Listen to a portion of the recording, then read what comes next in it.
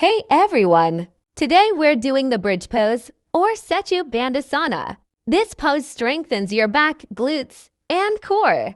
Asterisk step 1. Asterisk. Lay on your back, knees bent, feet flat on the floor, hip width apart. Keep your arms beside you, palms down. Asterisk step 2. Asterisk. Inhale, press your feet into the floor and lift your hips up. Keep your knees over ankles. Asterisk step 3. Asterisk.